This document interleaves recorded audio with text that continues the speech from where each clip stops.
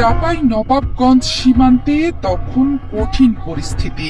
ভারতীয় দিক থেকে আসছে ক্রমাগত উস্কানি, কিন্তু একজন সেনা কর্মকর্তার ধীরস্থির কিন্তু দৃঢ় নেতৃত্বে বর্ডার গার্ড বাংলাদেশ বিজিবির সদস্যরা পরিস্থিতি সামাল দিয়েছেন সাহসের সঙ্গে। সীমান্তে বসবাসকারী সাধারণ মানুষকেও আস্থার সাথে নিয়েছেন পাশে। তিনি বিজিবির মহানন্দা ৫৯ ব্যাটালিয়নের লেফটেন্যান্ট কর্নেল গোলাম কিবরিয়া। বর্ডার গার্ড যদি না থাকতো, আমাদের বিজিবি না থাকলে আমরা আরো ক্ষয়ক্ষতির সম্মুখীন হতাম। চাঁপাইনবাবগঞ্জের চৌকা সীমান্তে জোর করে বাংলাদেশের ভেতরে প্রবেশ করে আম, বড়ই এবং ফসল কাটতে চেয়েছিল ভারতীয়রা। তাতে বাংলাদেশিরা বাধা দিলে দুই পক্ষের মধ্যে তৈরি হয় তুমুল উত্তেজনা।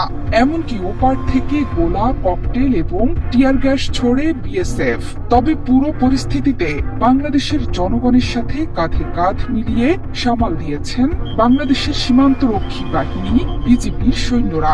আর ঠান্ডা মাথায় জনগণ এবং সৈন্যদের নেতৃত্ব দিয়ে পুরো পরিস্থিতি নিয়ন্ত্রণে আনেন মহানন্দা ৫৯ বিজিবি ব্যাটালিয়নের লেফটেন্যান্ট কর্নেল গোলাম কিবরিয়া। পতাকা বৈঠকে নিজেদের কর্মকাণ্ডের জন্য বিজিবির কাছে ক্ষমা চাইতেও বাধ্য হয় বিএসএফ সদস্যরা।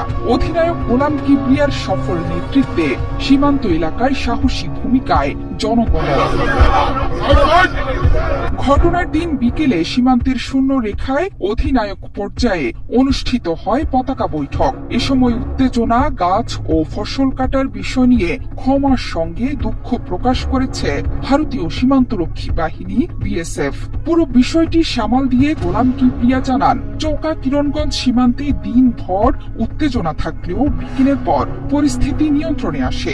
বর্তমানে কঠোর নজরদারি চলমান আছে ১,২০০ গজ কাঁটাতারের বেড়াবিহীন এই সীমান্ত এলাকা। মাঠে কাজ করা কৃষক বাদে অন্য কাউকে সেদিকে যেতে দেওয়া হচ্ছে না। উৎসুক জনতা সেখানে ভিড় জমালেও তাদের সরিয়ে দেওয়া হয়েছে। পাশাপাশি ওপারের সীমান্ত থেকেও কাউকে এখন পর্যন্ত দেখা যায়নি। তবে যে কোনো পরিস্থিতি মোকাবেলায় প্রস্তুত আছে বিজিবি। এটুকু নিশ্চয়তা করতে চাই বাংলাদেশের জনগণ এবং বিজিবি আমরা প্রস্তুত আছি। সীমান্তে জনগণ আমাদের যেটা নিশ্চয়তা করলো ভবিষ্যতেও আমাদের থাকবে।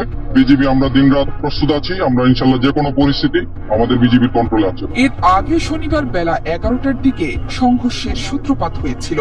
এরপরই মোতায়েন করা হয় অতিরিক্ত বিজিবি বিএসএফ সদস্যদের। সেদিন কিরণগঞ্জ সীমান্তের ভারতীয় অংশে জমি থেকে গম ও গাছ কেটে নেওয়ার অভিযোগ করে দেশটির বাসিন্দারা। এ সময় ভারতের সীমান্তরক্ষীরা কয়েকজন বাংলাদেশিকে আটক করতে গেলে বাধা দেয় গ্রামবাসী। এ নিয়ে শুরু হয় দুই দেশের সীমান্তবাসীদের উত্তেজনা। সে সময় গোলাম কিবরিয়া বলেছিলেন, বিএসএফ সাউন্ড গ্রেনেড নিক্ষেপ করেছে, যেটা আন্তর্জাতিক আইনের লঙ্ঘন। কেউ যাতে শূন্য রেখা অতিক্রম না করে সেজন্য সতর্ক অবস্থানে আছে বিজিবি। বিজিবির পাশে দেশপ্রেমিক জনগণও আছেন বলেও জানান এই অধিনায়ক। আপনাদেরকে সহযোগিতা করার জন্য আমরা বিজিবি সবসময় আছি। ওই পাশ থেকে যদি বিএসএফ শূন্য লাইন অতিক্রম করে অথবা ওদের গ্রামবাসী অতিক্রম করে, এটা দেখাশোনার দায়িত্ব আমাদের। এখন সীমান্ত এলাকা স্বাভাবিক আছে বলে জানিয়েছেন বাংলাদেশের বিজিবি অধিনায়ক। তবে সীমান্তে বাড়তি নজরদারির জন্য মোতায়েন আছে অতিরিক্ত সদস্য।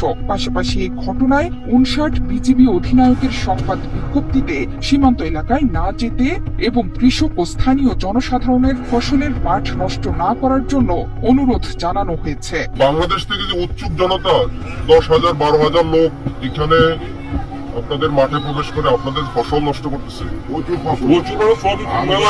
এই যে আপনি বলছেন প্রচুর ফসল নষ্ট করছে, আপনার ২০,০০০ টাকা ক্ষতি দিচ্ছে। এই ক্ষতিটা কি ভারতের লোকজন করছে? সুতরাং আপনাদের এই ব্যাপারে সচেতন হইতে হবে। কেউ যেন এই আমাদের কৃষক ভাইদের জমি নষ্ট না করে।